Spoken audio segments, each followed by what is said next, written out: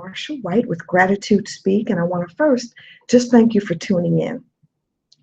I am going to, as always, try to keep these about 5 minutes or less because I respect your time and I want you to be able to tune in each business day, each weekday for a question, a quote, a thought, a piece of advice, a tip, a technique that can help you in business and hopefully also even in life circumstances.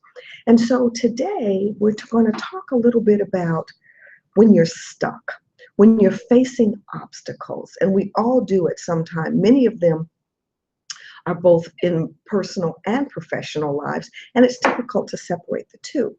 And so I guess my question for you today is, how challenging would it be for you to actually ask yourself, is it really an enemy, or is it the inner me that's keeping me stuck where I am?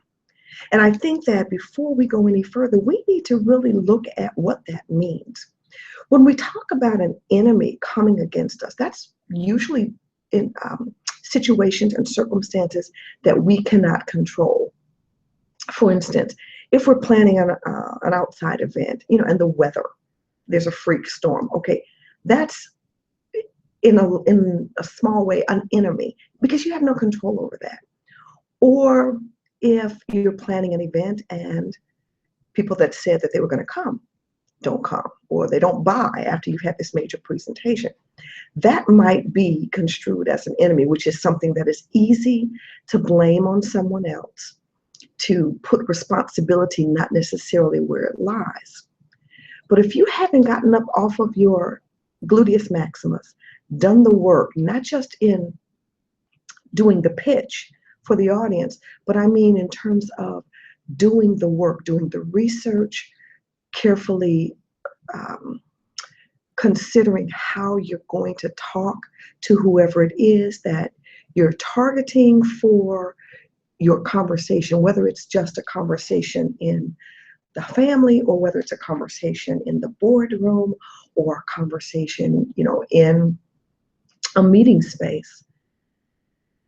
That's more of an inner me problem. And so get the two twisted, because our natural tendency is not to take responsibility for the problems that we have. And I'm here today to say to you, if you get the work done, if you do the research, if you're really pushing yourself in all the ways that are humanly possible, don't be afraid to brainstorm with someone else. There's nothing wrong with getting another opinion. I mean, think about it. When we're diagnosed with a serious illness for our health, most of us really want a second opinion. The same applies in your business. If you're not having the results that you want, you're not making the sales, you're not getting the appointments, you're not closing strong, you're not getting the referrals or the testimonials or the recommendations, or you're not getting repeat clients, or your clients aren't being retained, you might want to think about what's going on inside of you. Sure, there are some times when people do not renew for a variety of reasons, or don't stay on board with us, or reject what we're trying to propose to them in a conversation. But if we really check our strategy as well as our methodology, I contend that we will see, basically, it's more often an inner me problem than it ever is an enemy problem. So just consider deciding between or determining the difference between having an enemy, which again is something that you can't control, and an inner me, which takes work, which takes strength, which takes courage, but it's so worth it.